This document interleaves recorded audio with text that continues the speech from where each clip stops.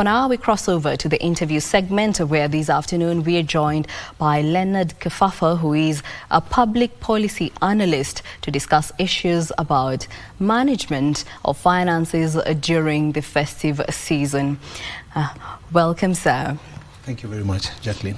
All right, then. Now, to kick us off, perhaps it's the festive season, and how can Kenyans effectively budget their finances for the festive season, considering the various expenses that typically arise during this time?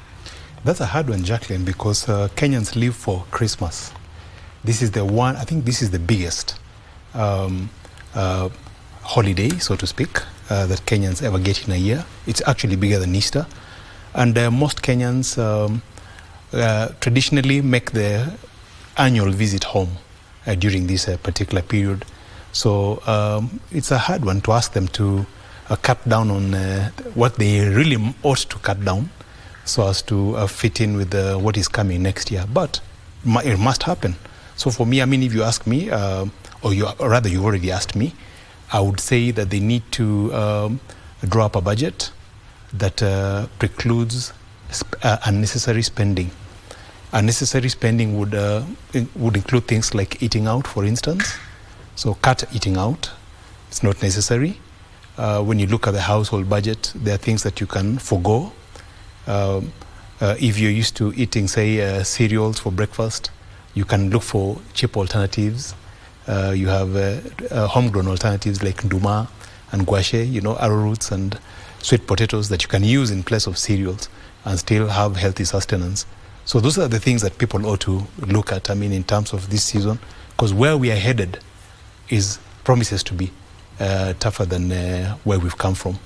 Next year we have a big thing coming up, and next year probably will be tougher than this year has been, before we get relief ultimately in 2025.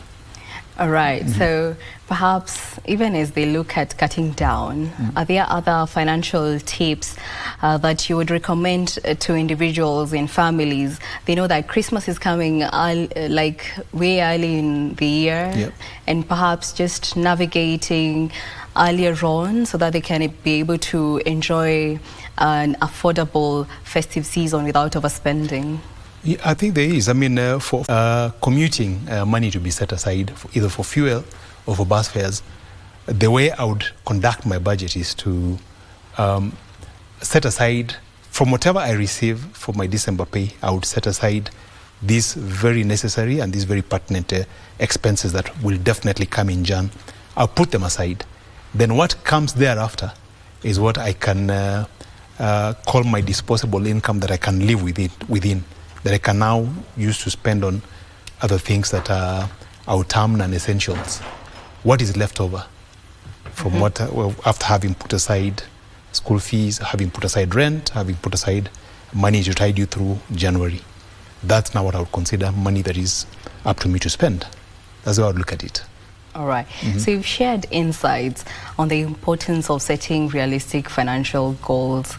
Perhaps in terms of saving, so what advice would you have for Kenyans looking to set aside funds? Because I know maybe for some people who are in SACCOs, they're offered a certain, they open accounts for holidays, so someone is able to save during various months, depending on their choice. Yeah. So tell us a little bit about that. Yeah, that's a good plan. I mean, as in, if you can set aside a bit of your monthly income and put it aside to a project like, say, a holiday. A holiday now is a project, obviously, given our difficult financial circumstances. If you can set aside beginning January all the way to December, it means you have a tidy nest at the end of the year that you can use to indulge a little, so to speak. But for me, I would caution, my advice is to caution Kenyans to the fact that we are headed into a very difficult year. We have, we cannot always leave everything to the government. We cannot always blame them for whatever is happening. It's going to be a difficult year. It's very obvious. So to that end, I would ask Kenyans to really focus on what is pertinent, what is necessary for the moment, to forgo luxuries like holidays for the moment, not permanently. You can't do that permanently. But for the moment, to forgo luxuries like holiday for the next year or so, to really, really save, to cut down on terms of aspects of lifestyle. For the well-to-do, if you have 2 cars, that would mean selling one and using one. For those who commute by car, it would mean trying to set some days in the month to commute by public transport, which is obviously cheaper. And basically headed towards, let me use quote-unquote, austerity measures that must be undertaken this year in anticipation for an extremely tough year, arguably the hardest year from independence for Kenyans. So that's my take. All right then, so even this is my final question. So how can businesses in Kenya support their employees in maintaining financial wellness during the holiday season, and what initiatives perhaps have proven successful in the past? I've seen a few businesses giving days off in lieu of the bonuses that Kenyans ordinarily get at the end of the year. There's what you call the 13th salary that most organizations give in December. It's a bonus. That is not forthcoming. But in lieu of that, you can give your employees days off, like say from the 25th all the way to the 1st of January, without, if it is possible to do that without hurting your bottom line, then by all means do it. It's an incentive. It's something that the employees look forward to. It gives them a respite from the rigors of life, of the daily commute, and it enables them to be with their families. So that is one way in these difficult circumstances.